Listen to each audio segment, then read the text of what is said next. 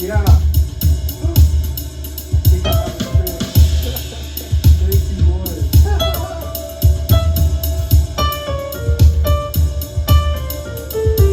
So happy. Yeah.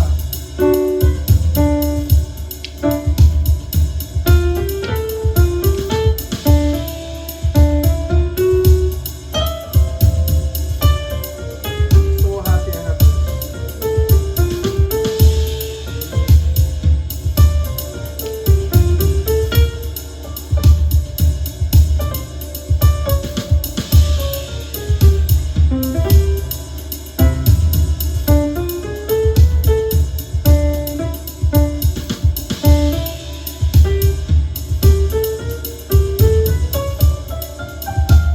It's also minor, right? Yeah.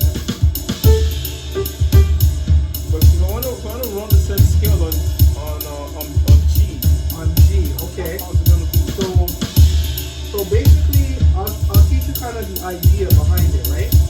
So if we go to C major, right, and you just play your regular scale, right? So if you play your regular C major scale, the idea is usually like play just regular, like regular. Yeah. Yeah. So the idea is inside that same scale, there's 7 scales. So imagine instead of starting on C, you're never changing the notes, just change your start point. So if you start on D, so start on D now. Yeah. So just regular, all C major. Yeah, but and start on D and end on D. It sounds different, doesn't it? But it's just C major. So now do the same thing over the E. So start on the E and end on the E. Ah, you hear that? Then go to the 4, same thing. Right. Each one is different. Go to the 5 then. Hey, you hear that one? Yeah, each one is different. And so and then go to the 7 now. That one has a lot of tension. It's a lot of tension, right, in that one. And then back to 1. So each time you did that, you were playing a different, they're called modes, right? So you're playing a different mode each time you do that. So the trick with it, Is it not the same thing with peach? huh? Is it not the same word with peach? Like Pitch? yeah, like what they say like it's a different pitch? It's different. Yeah, it's different. Like modes are basically scales within a scale. So like, but the way we use them is to get like different sounds to add to the music. So similar to it's good to have a foundation of one key and then you can apply it to the others. That's why I said let's start in C. So in C, when you play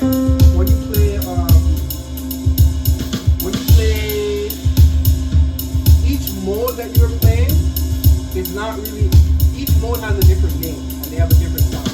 So the one that you did over the 2, do that one again. The D, yeah, start on D and then play that. Alright, so that's the one, that's the same scale that we were applying in the context of D. Remember? So that sound is called D Warrior. Everyone has a different name. The name's not as important. But the point is, in the context where you have to know where to use them. So if we're playing over a major chord, just like how there's 3 major chords in a key, right? The 1, the 4, and the 5 are major. So the modes, there are 3 major modes that go with major chords, right? The one that you did, then you can go from the 4, yeah, and you play from the 4 to the 4. So that one now, that works over a major chord as well. And then the 5, that one works over major chords as well. But that one specifically, major but more like dominant chords, like how, cause you, and basically, to understand it, you kind of have to understand what the ingredients are inside your chords. You understand what I mean? yeah. Because when you understand what the notes are inside your chord, then you're gonna understand this scale has those notes. You know what I mean? So for example, the one that we just did over the 5. If you look at the degrees that you're playing, start on the G, right? So you're playing a 1, right? You're playing a 2. No, just play the scale, yeah? You're playing a 1, a 2, a 3, yeah? So that in terms of G will be your 4, yeah? Then a 5, a 5, a 6, yeah? And then what now? Next one, flat 7 to G. You understand what I mean? That's the flat 7 of G. So that means chords that have a flat 7, like the one that we were playing, the dominant. Remember we were playing a D, and then we put a C in there. That's dominant. So that chord has a flat 7. So this scale, what makes it special from your regular scale is it has a flat 7. That's like the iconic sound. So now, when you start playing, to play that sound, you have to ask yourself, what you have to put yourself like in, go back to D where we are playing that D chord, and then you have to ask yourself a question. I know that the sound is over the 5, like the sound that I'm looking for. So you have to ask yourself the question. Remember, no, go back to the chord. So we're playing D, F sharp, and then C. See how that's the flat 7 of C, right? So now we want to use that same scale, but we want to find how to use it here. So what you have to do, remember that scale was worked over the 5, right? Remember? So now we're playing over this D. So the question you have to ask yourself is, in what key is D the 5? Because remember in C we went to the 5, and then we played that, right? From the 5 to the 5. So you have to ask yourself, what scale has D as the 5? Like what major scale has D as the 5? Yeah. Because then if you play that scale, you'll get that sound. You see what I'm saying? I know it's a lot of thinking. Calculation now. Yeah. But after a while you understand it, then it just comes more natural, right? Yeah, so think of what D is the 5 is.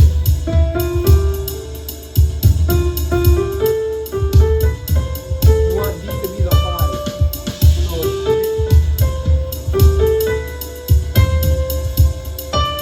So which one is that? That's right. So now play G major, but resolve to the D. You understand? So now play G major scale, regular G major scale.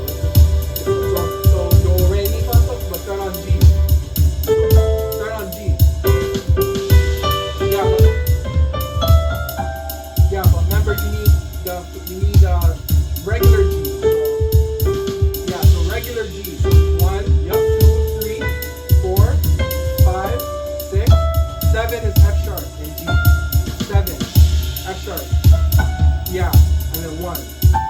So that's what you want to play, but you want to resolve to the D. So you want to play G major, regular G major scale, but resolve on the D.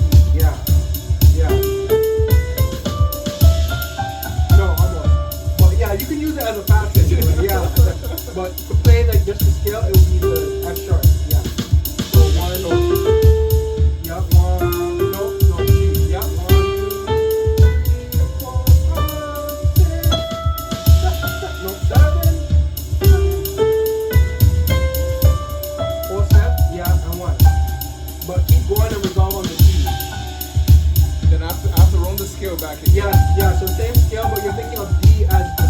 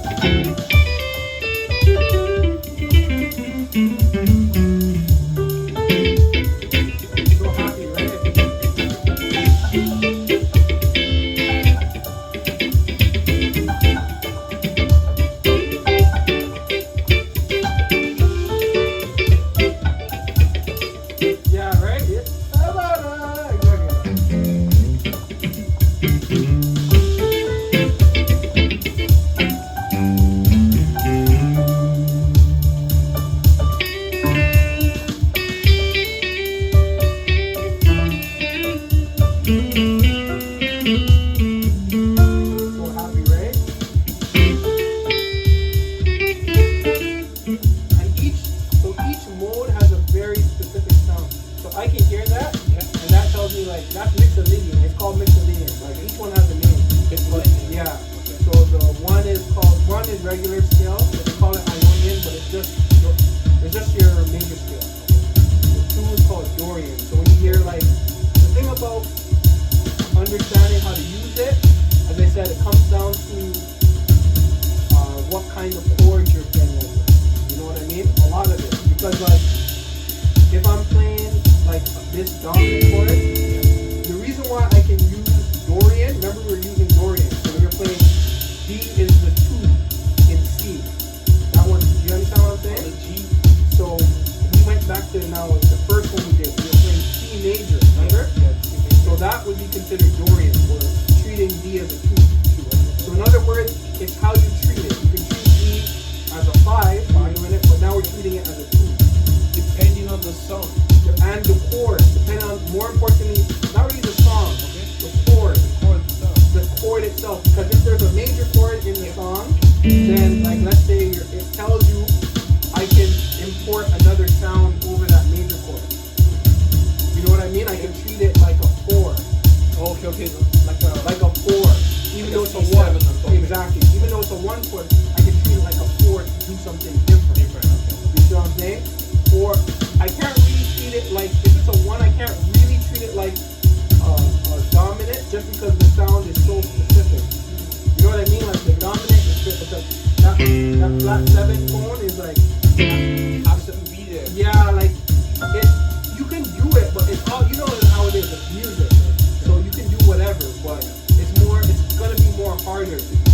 Like it's easier to play that dominant, like that dominant has such a specific that tone, right? Like when you hear that, like if my chord is major and I'm playing way different, right? Two very different sounds. So like it might not really work. That's why. But the 4, if I play, right? So if I started playing.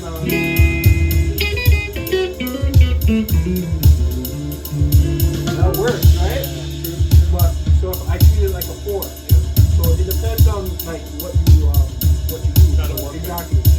But the thing about the 2 is like, even though it's a minor chord, it still kind of sounds major because of like the 6. The 6 that is the 6 that's in the chord.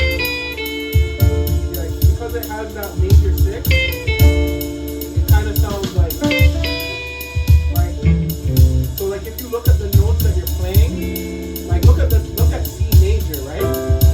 But study the notes that you're playing in terms of D. So in D, you're playing, the C would be in D, the C is the flat 7. You understand what I'm saying? Yeah, it's a flat 7. So that's why it works. Remember? Flat 7 tone. So it has a flat 7 in there, then it has a 6 in D. And then it has a 5 in E. So you understand what I'm doing? I'm analyzing it. It can stand at the major.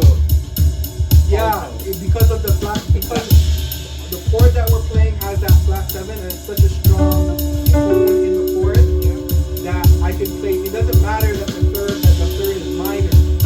Like it has a minor 3rd. Like that just makes it sound bluesy.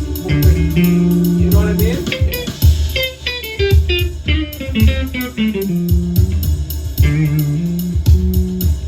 Right? Yeah, so you see so the 3 in our chord, in this chord there's 2 special tones.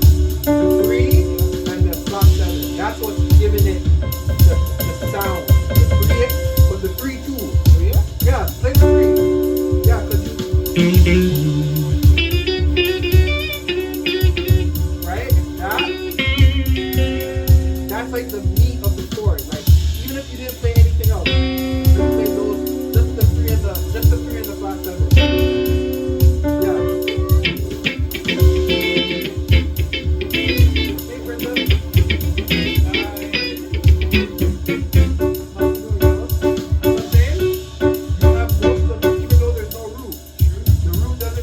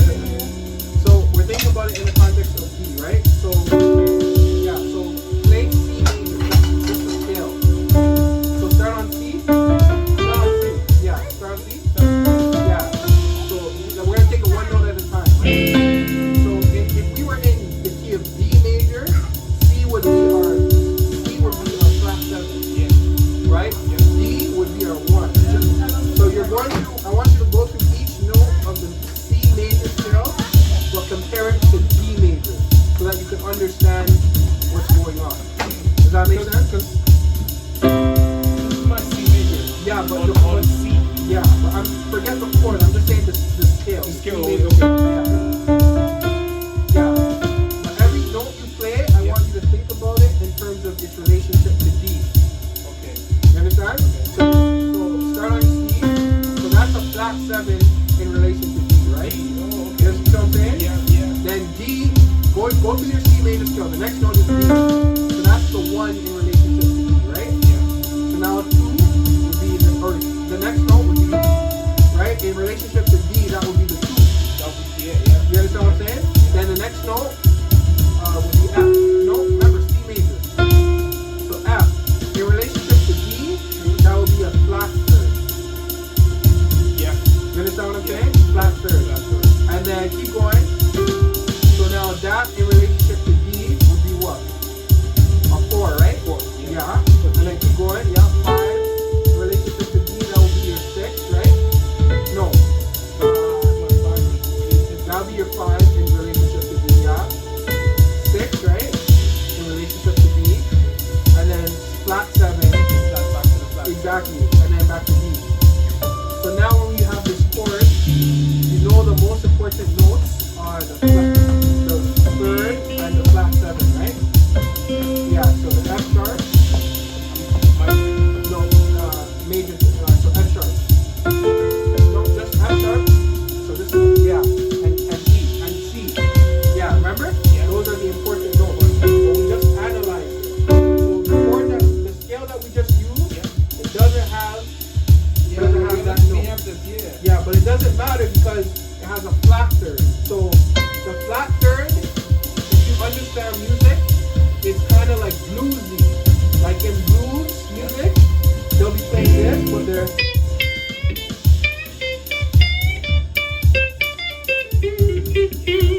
right. But they're thinking, even though it doesn't have, like it doesn't have that yet. So it still works, especially if you go resolve it. So I went flat third, the flat third, and then resolve up to the third. Yeah, so something, so like, so you play C major, and then add the, so see what I'm saying? Yeah, right? It's one note, but it makes such a difference, right?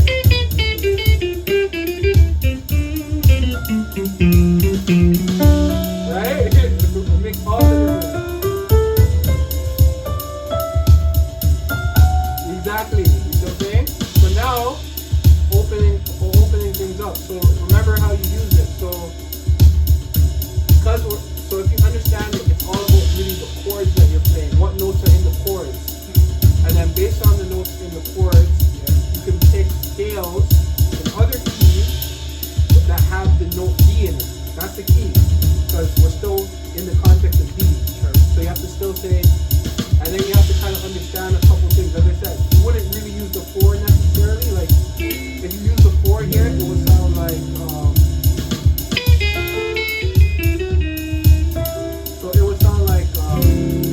if we were to use the 4, we will be playing A major.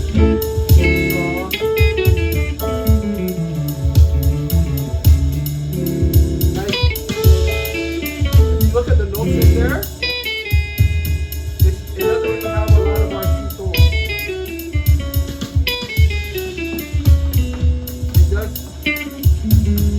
It doesn't have the flat 7. So behind the TV. It doesn't have the flat 7. Like, so if you were to, so A major, right? So it'd be, this is where you kind of have to learn the scales in every key. So go to A. So your major, so whole step, remember? Whole step again. Whole.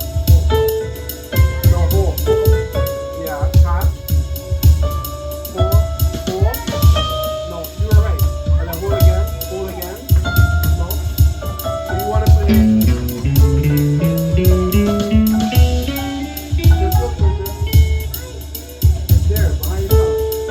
On the top. Yeah. You'll hear if you get a wrong note. No hold. Yeah. Hold again. And then half. Half. Yeah. So it's the same whole, half, whole, half. Yeah. So now, so play that over. So like, it doesn't, like you're hitting some notes, like, it has that, it has the 6, but it doesn't have that flat 7, and it doesn't have the, but it does have the 3. Yeah. So, yeah.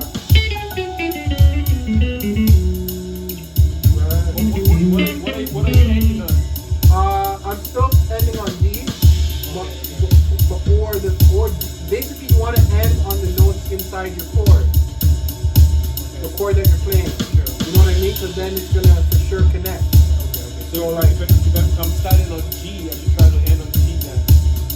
If you're starting on G, then Yeah. uh, Or if my chord starts from G, then I have to end on G.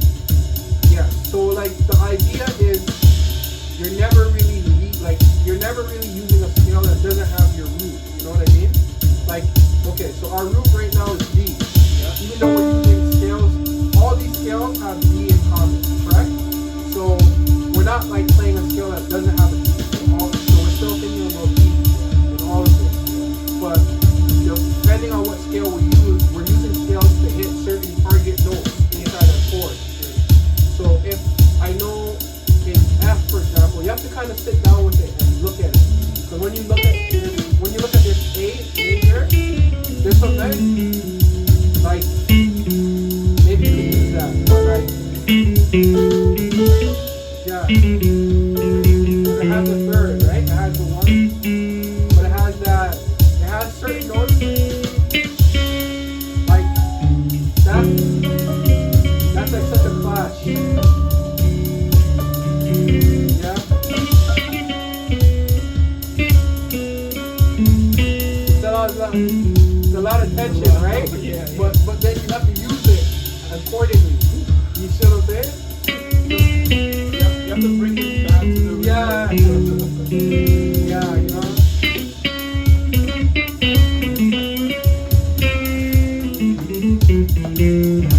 It's a lot. Yeah, but you see, you have to play with it. You gotta play with it until you get it. Like,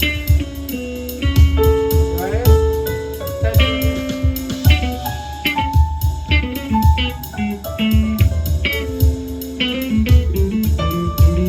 Yeah, right? That's where your phrasing comes in. So now you can say stuff that are kind of outside, but you gotta kind of come back inside. You know what I